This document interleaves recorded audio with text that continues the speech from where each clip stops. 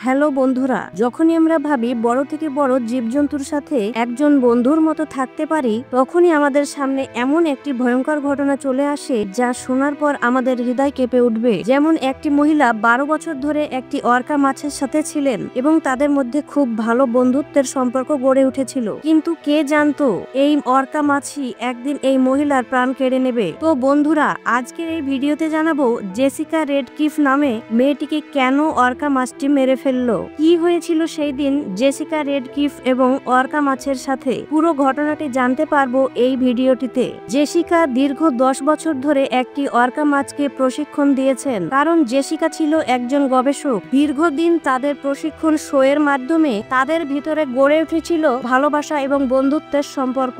কিন্তু সে কখনো ভাবতে পারেনি অর্কা মাছটি তার জীবন একদিন কেড়ে নেবে। জেসিকা ছোট থেকে সমুদ্রের প্রাণীকে ভালোবাসতো, কারণ তার বাবা ছিল একজন জীববিজ্ঞানী। প্রাণীদের সাথে অনেক সময় কাটানোর জন্য জেসিকার মনে তাদের প্রতি ভালোবাসা ছোট থেকেই ছিল।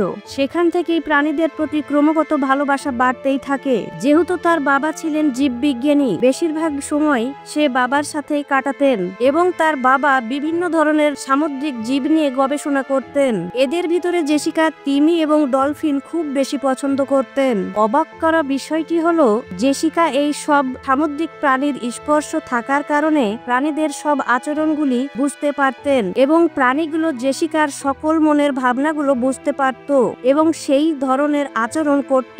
জেসিকার হাতের ইশারায় ডলফিনগুলোকে নিয়ন্ত্রণ করত।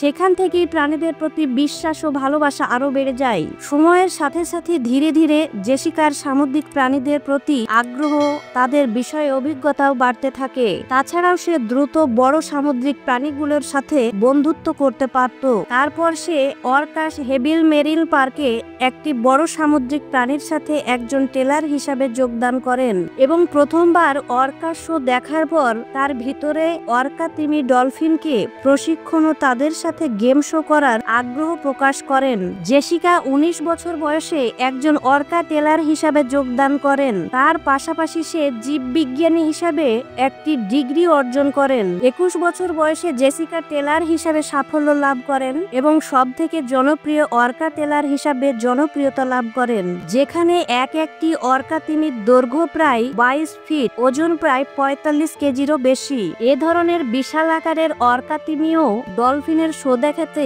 1000 থেকে 1500 মানুষের ভিড় হতো। এভাবেই জেসিকা অনেক বছর কাটিয়ে দেয় এইসব বড় বড় সামুদ্রিক প্রাণীদের সাথে। সে নিয়মিত অর্কা শো করতেন। হঠাৎ একদিন শো চলাকালীন সময় সে অনুভব করে অর্কা তিমিটি অস্বাভাবিক আচরণ করছে, কিন্তু শো নষ্ট হয়ে যেতে পারে বলে সে শো চালিয়ে যেতে থাকে। কারণ সে মনে করে এই পরিস্থিতি সামলাতে তিনি হয়তো পারবে, কারণ তার কাছে ছিল দীর্ঘ কয়েক বছরের অভিজ্ঞতা। এটা ভেবে সে অর্কা শো চালিয়ে যায়। হঠাৎ অর্কা তিমিটি জেসিকার উপরে আক্রমণ করে বসে। গ্যালারিতে থাকা মানুষ বুঝে উঠতে পারেনি সেই তিমি জেসিকাকে আক্রমণ করছে। তারা এটি গেম শোর একটি অংশ মনে করেন। তিমিটি জেসিকাকে যখন অর্ধেক গিলে ফেলে তখন আর কোনো কিছুই করা সম্ভব হয়নি। নিরাপত্তা কর্মীরা অনেক চেষ্টা করেছিলেন তাকে বাঁচানোর জন্য, কিন্তু জেসিকা খুব ভয়াবহভাবে আহত হয়। ক্ষতস্থান এত বিশাল ছিল জেসিকা বেশিক্ষণ টিকে থাকতে পারেননি।